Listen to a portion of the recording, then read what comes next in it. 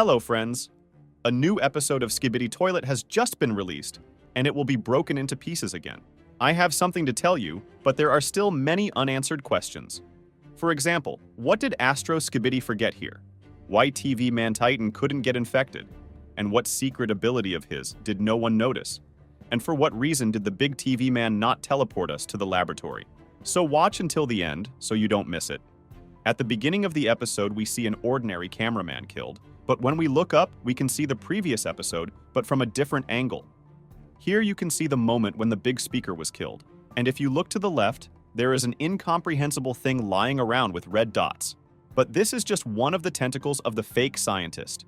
Next, we see the first fake G-Man with a huge number of missiles, which he successfully throws at the TV Man Titan. With one wave of his hand and a cannonball shot, he successfully disposes of the enemy.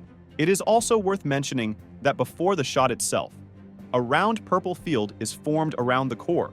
That is, if in the case of a laser attack, the core gradually increases speed, then, in the case of a single targeted strike, a clot accumulates around the core, which is subsequently released onto the enemy.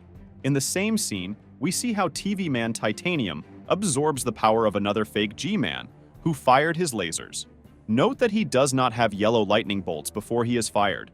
However, after the lasers hit TV Man Titan's body, its core began to emit a huge amount of energy in the form of lightning. And the fact that G-Man's lasers went out is not because they are disposable or because he ran out of energy, but precisely because TV Man Titan sucked the energy out of him. To prove this theory of mine, I have three arguments. First, the G-Man's face. As you can see, he didn't expect his lasers to go off. Look at his face. And as we know, even when lasers are not working, they should glow. In this same case, we see that there is no more energy in the lasers. Secondly, I will remind you of the end of episode 67, the moment when the laboratory doors are open. In the background, you can see this fake G-Man, who successfully shoots with his lasers. It turns out that the theories that they are disposable are also not true. Thirdly, the TV Man Titan had yellow lightning around its core, and they appeared even at the moment when the lasers were shooting, not at the core, but at other parts of the TV Man Titan. Then magic happens, the main head of the TV Man Titan is separated from the body, and in addition, he has two lasers. Then the flying SKIBIDists arrive, and Titan decides to send two side TVs to attack. By the way, they have ordinary guns instead of lasers. Suddenly, a fake G-Man with missiles attacks from behind. And the most interesting thing is that the TV Man Titan, even without his three heads, can control his body. And as you might have guessed, the body is most likely controlled by this small screen on the belt.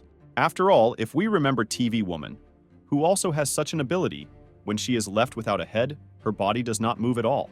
Pay attention to these frames. You can clearly see that the body begins to move only after the TV returns to its place.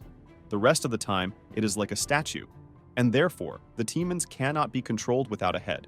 In the case of TV Man Titan, he always has this small screen in stock, which helps out when the body is left without three main TVs. Afterwards, you will notice that each TV has a different glow. The main one is red, and the side ones are purple and orange. We know purple hypnotizes the enemy, which is why we see here that this helicopter is flying into its own to destroy it.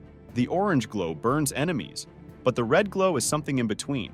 It is more versatile and also quite powerful.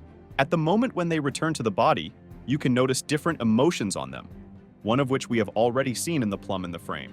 Further, after all this, we see the silhouette of the Astro SKIBIDist on the lower left, because here you can see a red dot, head, and the plate itself.